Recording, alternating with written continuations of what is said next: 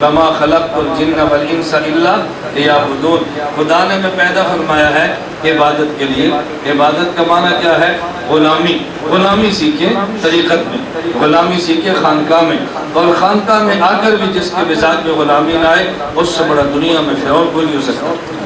جس کو خانقاہ میں آ کر بھی غلامی نہ آئے، آپ حضرات نے خود محسوس کیا ہوگا، میں نے تو دیکھا ہے، شاید آپ بھی دیکھیں، وہ لوگ جن کا خانقاہوں میں شیخ سے تعلق ہو اور تعلق ایسا ہو جیسے قرآن کہتا ہے، توجہ رکھنا، ایسا ہو جیسے قرآن کہتا ہے۔ آپ کہیں گے جی وہ کیا؟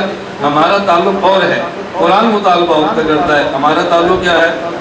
ایک آدمی مجھ سے بیعت ہے اور وہ مہینے بعد آئے گا، 2 مہینے بعد آئے گا، اور مجھ پر احسان چڑھایا تو سال بعد آ کر ہدیہ لے آئے گا، کچھ پیسے ویسے لے آئیں گے، بے خان سے چلیں گے تو حلوہ پکا کر لے جائیں گے، اور جی میں آپ کے پیر کے پاس آئے ہوں۔ ہم سمجھتے ہیں بہت بڑا کام کیا ہے، قرآن یہ نہیں مانگتا۔ قرآن کہتا ہے اتقوا اللہ وکونوا مع الصادقین۔ مع الصادقین، مرید کو معیت چاہیے، شیخ کے ساتھ چمٹا رہے، شیخ کے پاس پڑا رہے، پھر بدلتا ہے۔ ہم آنا جانا رکھتے ہیں، شیخ کے پاس رہنا اختیار نہیں کرتے، اور بدلتا آنے جانے سے نہیں ہے، بدلتا پاس رہنے سے۔ ایک ہمارے حضرت فرمایا کرتے تھے، مرغی کے نیچے آپ انڈے رکھ دیں اور اس سے آپ بچے نکلوانا چاہیں تو ان انڈوں کو 21 دن مرغی کے نیچے رہنا پڑتا ہے۔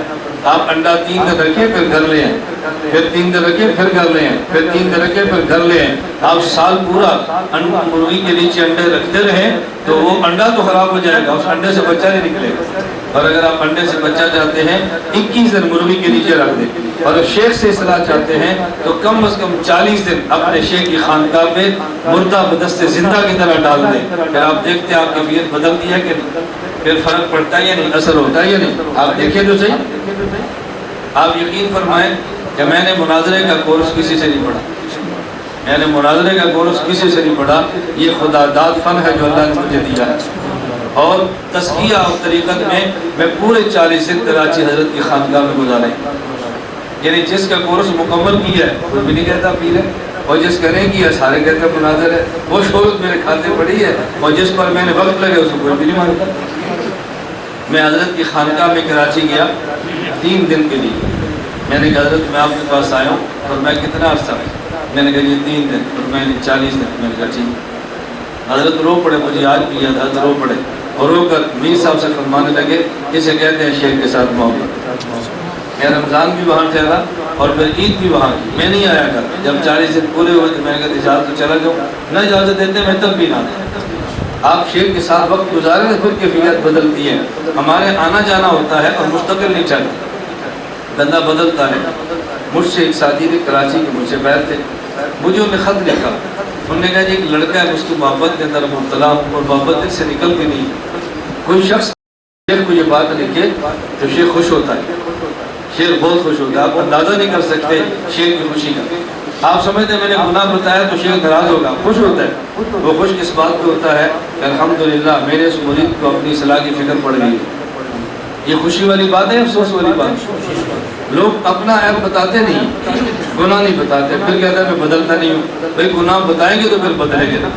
ہمارے حضرت رحمۃ اللہ علیہ فرماتے تھے کہ کم از کم شیخ کو ماں سمجھ لو، کم از کم شیخ کو ماں سمجھ لو۔ اگر ماں اپنے 6 ماہ کے بچے کی شلوار میں دیکھے کہ ٹٹی ہے، بدبودار ہے، ماں نفرت نہیں کرتی، اپنے بچے کی ٹٹی کو صاف کر کے پاک کرتی ہے۔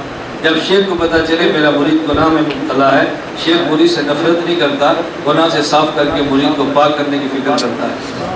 کم از کم ماں کا درجہ ہی دیا ہوتا ہے۔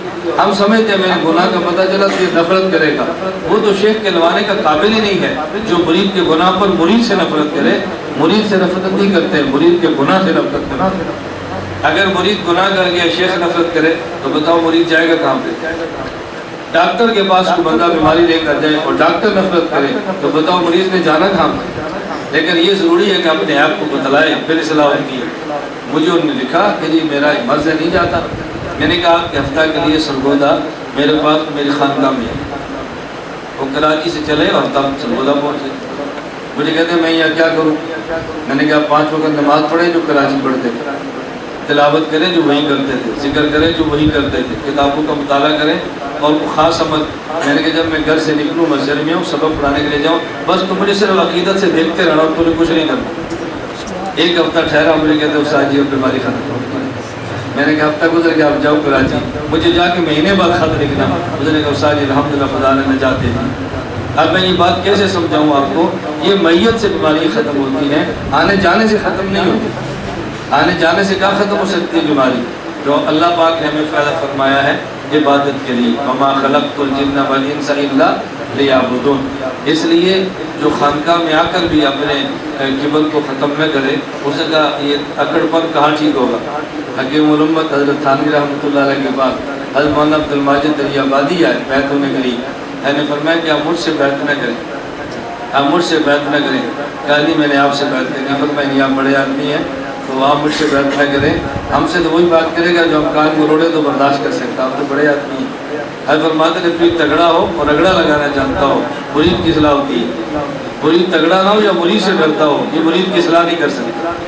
اس لیے یہ بات ہمیشہ یاد رکھیں، لیکن رگڑا اتنا لگاتے ہیں جتنا مرید برداشت نہیں کر سکتا۔ ایسا نہیں ہوتا کہ مرید برداشت نہیں کر سکے۔ اللہ ہمیں یہ باتیں سمجھنے کی تو